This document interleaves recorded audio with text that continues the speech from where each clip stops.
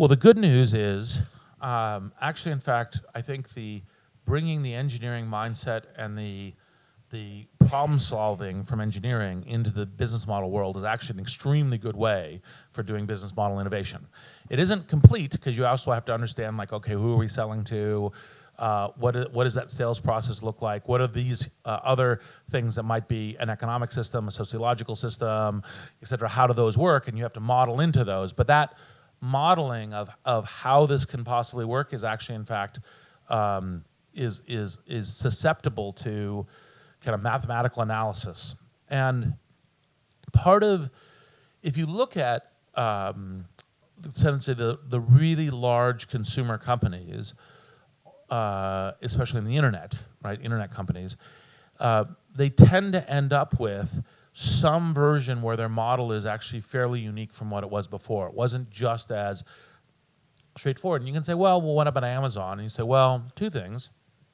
One is the notion where you say, okay, I'm going to spend decades at zero margin profitability as an e-commerce company in order to build towards the value. That's actually, in fact, an innovation. No one would have told you that's a good idea. And a lot of business theorists would say that's terrible and should be valued at, rounds to zero. And then the second, of course, was as part of taking that and investing, is we're going to greenfield markets. We're going to greenfield markets like AWS. We're going to greenfield markets like Kindle. We're going to use that basis as a way of doing it. And that is an example of a business model innovation. And then you get to, for example, PayPal. It was like, we're going to blend balance payments with credit card payments. The credit card payments will actually be at cost. Our profitability will come through the balance, the balances that people have in the system.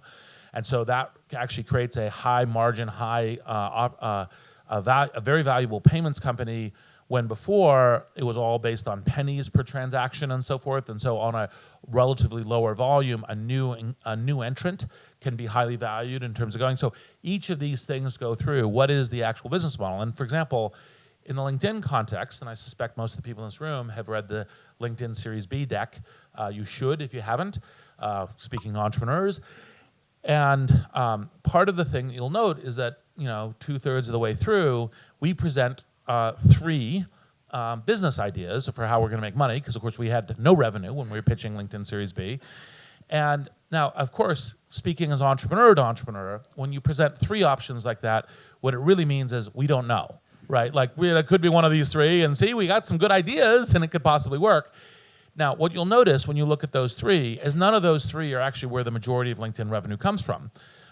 Because, and this is the flexibility, which is, what happened is, I thought, if you'd asked me during LinkedIn Series B, what was going to be the revenue model that would be the driving model that would make LinkedIn successful, I thought it was individual subscription that was going to be expensed. So you had to make it expensible, but it would be individuals, hiring managers, business development people, et cetera, who would be driving their actual use.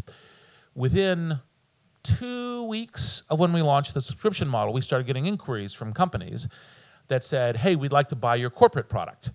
And we was like, okay, well, corporate product, that's interesting. I mean, we knew that we'd get to it, but we thought it would be like 5 years in the future. And so we did a paper mock-up of the corporate product we were working on, right? That we were not working on, to be super clear.